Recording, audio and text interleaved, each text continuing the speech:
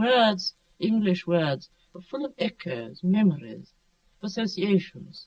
They've been out and about on people's lips, in their houses, in the streets, in the fields, for so many centuries. And that is one of the chief difficulties in writing in today. They're stored with other meanings, with other memories, and they have contracted so many famous marriages in the past.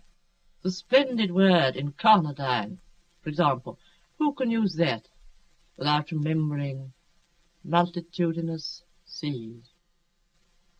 In the old days, of course, when English was a new language, writers could invent new words and use them. Nowadays, it's easy enough to invent new words. They spring to the lips whenever we see a new sight or feel a new sensation. But we cannot use them because the English language is old. You cannot use a brand new word in an old language because of the very obvious, yet always mysterious fact that a word is not a single and separate entity. It is part of other words. Indeed, it is not a word until it is part of a sentence. Words belong to each other, although, of course, only a great poet knows that the word incarnadine belongs to multitudinous seas. To combine new words with old words is fatal to the constitution of the sentence. In order to use new words properly, you would have to invent a whole new language, and that, though no doubt we shall come to it, is not at the moment our business. Our business is to see what we can do with the old English language as it is. How can we combine the old words in new orders so that they survive, so that they create beauty, so that they tell the truth? That is the question. And the person who could answer that question would deserve whatever crown of glory the world has to offer. Think what it would mean if you could teach or if you could learn the art of writing. Why, every book, every newspaper we pick up would tell the truth or would create beauty. But there is, it would appear, some obstacle in the way, some hindrance to the teaching of words. For though at this moment at least 100 professors are lecturing on the literature of the past, at least 1,000 critics are reviewing the literature of the present, and hundreds of young men and women are passing examinations in English literature with the utmost credit, still, do we write better? Do we read better than we read and wrote 400 years ago, when we were unlectured, uncriticized, untaught? Is our modern Georgian literature a patch on the Elizabethan? Well, where are we to lay the blame? Not on our professors, not on our reviewers, not on our writers, but on words. It is words that are to blame. They are the wildest, freest, most irresponsible, most unteachable of all things. Of course, you can catch them and sort them and place them in alphabetical order in dictionaries, but words do not live in dictionaries.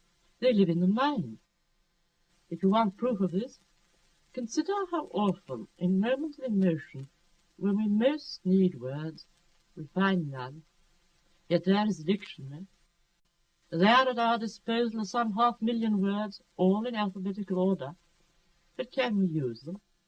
No, because words do not live in dictionaries, they live in the mind. Look once more at the dictionary. There, beyond a doubt, lie plays more splendid than Antony and Cleopatra, poems lovely on the ode to a nightingale, novels beside which Pride and Prejudice or David Copperfield are the crude bunglings of amateurs. Only a question of finding the right words and putting them in the right order. We can't do it, because they do not live in dictionaries, they live in the mind. And how do they live in the mind? Variously and strangely, much as human beings live, ranging hither and thither, falling in love, meeting together. It is true they are much less bound by ceremony and convention than we are. Royal words meet with commoners. English words marry French words, German words, Indian words, Negro words, if they have a fancy.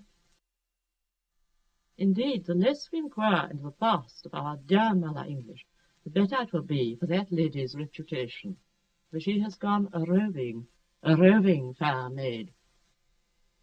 Thus to lay down any laws for such irreclaimable vagabonds is worse than useless. A few trifling rules of grammar and spelling is all the constraint we can put on them.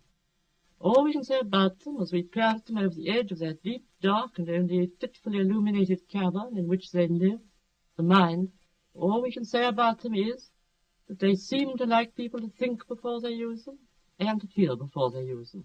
But to think and to feel not about them, about something different. They are highly sensitive, easily made self-conscious. They do not like to have their purity or their impurity discussed. If you start a society for pure English, they will show their resentment by starting another for impure English, hence the unnatural violence of much modern speech. As a protest against the Puritans. They are highly democratic, too. They believe that one word is as good as another. Uneducated words, as good as educated words. Uncultivated words, as good as cultivated words. There are no ranks or titles in their society. Nor do they like being lifted on the point of a pen and examined separately. They hang together in sentences, paragraphs, sometimes the whole pages at a time. Then they hate being useful. They hate making money. They hate being lectured about in public.